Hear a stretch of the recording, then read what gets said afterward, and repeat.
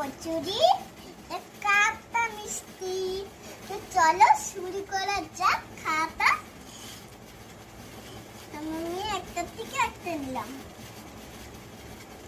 এখন এটা আমি করে